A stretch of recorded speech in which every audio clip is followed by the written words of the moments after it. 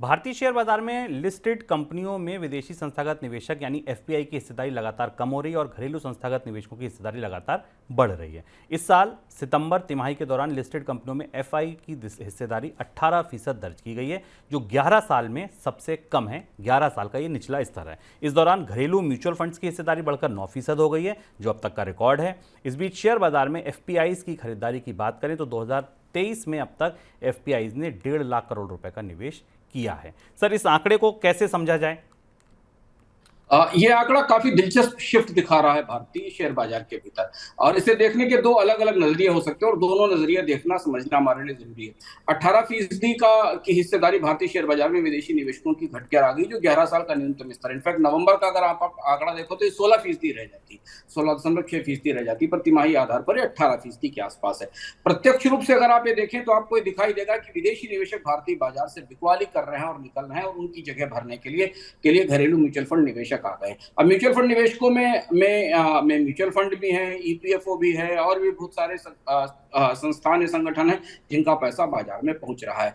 तो अगर सुर्खियों के आधार पर देखा जाए तो आप कह सकते हैं कि भारतीय शेयर बाजार की निर्भरता विदेशी कंपनियों पर कम हो रही है और घरेलू निवेशक अब बाजार को संभालने के लिए आगे आ गए। और ये बात हमने देखी हाल की तेजी में कि बाजार में हाल की तेजी में भी बड़ी हिस्सेदारी म्यूचुअल फंड कंपनियों की रही। तो बाजार की गहराई की दृष्टि से, बाजार की ड्रिफ्ट की दृष्टि से, बाजार में गहराई बढ़ाने की दृष्टि से ये बड़ा और महत्वपूर्ण बदलाव है, ये बड़ा शिफ्ट है। आज से 2 साल पहले, 3 साल पहले तक भारतीय शेयर बाजार विदेशी निवेशकों के फैसलों से प्रभावित होते थे।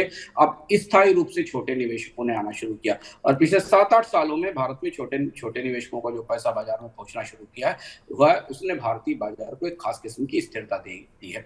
ये कहानी छोटे निवेशकों की तरफ से। पर विदेशी निवेशकों का भारतीय बाजार से निकलना एक अलग से अध्ययन का और चुनौती का विषय है कि विदेशी निवेशक कई और भी किस्म के संकेत बाजार को देते हैं। किसी अर्थव्यवस्था में उनका निवेश आना, किसी स्टॉक्स का उनका चुनाव, उनके आने और जाने के समय, यानी उनका किस प्राइस वैल्यूएशन पर बाजार में एंटर करना, किस वैल्यूएशन पर एग्जिट करना, ये सारे और भी ऐसे संकेत हैं जो बाजार की तस्वीर को दूसरी तरफ से देखने के लिए बाध्य करते हैं, और ये बताते हैं कि विदेशी निवेशकों का नजरिया भारतीय बाजार को लेकर अब कुछ ज्यादा मुनाफा वसूली परस्त हो रहा है।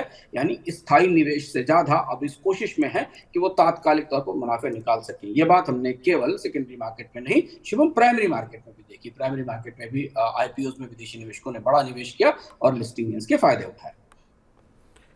सर, 2-3 चीज़ें बड़ी इंपॉर्टेंट हैं। अगर बाजार के नज़रिए से आप देखें, बजट हालांकि इस बार पूरा नहीं होगा, अंतरिम बजट होगा, उसके बाद इलेक्शन है, लोकसभा का एक इलेक्शन भी बड़ा ट्रिगर होगा, और इसके बाद पूरी भारत की ओवरऑल ग्रोथ स्टोरी जिस पर बातचीत हो रही है, दुनिया भर में मंदी और उसमें भारत के जो आकलन आ रहे हैं वो भी हमारे सामने है। इस स्टोरी में अगर हम इस आंकड़े को समझें, क्या एफआईआई वापसी करेंगे या आपको लगता है नहीं, बिकवाली करके निकल गए हैं?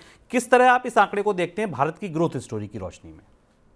एफआईआईज के फैसले 2-3 पहलुओं पर आधारित होते हैं। पहली चीज तो एफआईआईज की कॉस्ट ऑफ फंड क्या है। तो अभी उनकी कॉस्ट ऑफ फंड के हिसाब से उनके पास जो एडवांटेज है वो ज्यादा सुरक्षित निवेश में विदेश के बाजारों में है। हालांकि बॉन्ड यील्ड में गिरावट आना शुरू हुई है, लेकिन अभी दुनिया की किसी भी बड़ी अर्थव्यवस्था ने ब्याज दरों में कमी की प्रक्रिया शुरू नहीं की। संकेत तो दिए केंद्रीय बैंकों ने कि अगले साल से ब्याज दरों में कमी की जाएगी। तो इस दृष्टि से विदेशी निवेशकों को बेहतर रिटर्न अभी उपलब्ध है उन सिक्योर्ड इन्वेस्टमेंट इंस्ट्रूमेंट्स में, बॉन्ड्स में, जो अंतर्राष्ट्रीय बाजार में है।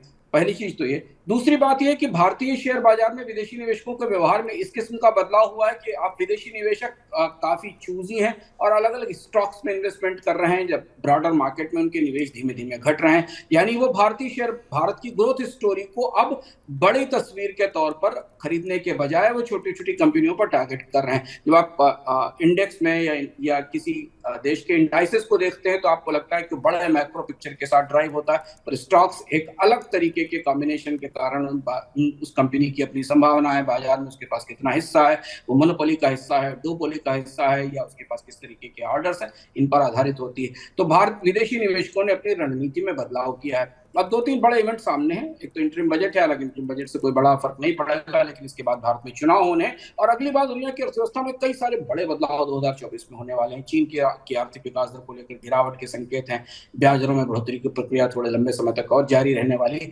ऐसी परिस्थिति में ये देखना दिलचस्प होगा शुभम कि भारत के विदेशी निवेशक इस समय जिस स्तर से बाजार से निकल रहे हैं वो तो स्पष्ट रूप से मुनाफा वसूली, क्योंकि वो अपने शेयर्स बेचकर म्यूचुअल फंड्स को और बाकी लोगों को दे रहे हैं। अगर यहां से स्टॉक मार्केट ऊपर जाएगा तो वो बाजार, अगर यहां से और ऊपर जाता है बाजार, तो वो बाजार क्या उनके लिए उतना आकर्षक रह जाएगा जिस आकर्षक स्तर पर वो आज से 2 या 3 साल पहले बाजार में आए थे और आज प्रॉफिट बुकिंग करके निकल रहे हैं। और अगर ऐसा नहीं होता है तो भारतीय बाजार में उनके लिए जो एंट्री की कॉस्ट है वो और ज्यादा बढ़ती चली जाएगी। और शायद जिन स्टॉक्स को वो चुनने की कोशिश कर रहे हैं, क्योंकि अब स्टॉक स्पेसिफिक इन्वेस्टमेंट हो रहा है, उन्हें वो स्टॉक शायद उस कीमत पर मिलेंगे कि नहीं मिलेंगे। एक पहलू इसको देखने का ये हो सकता है।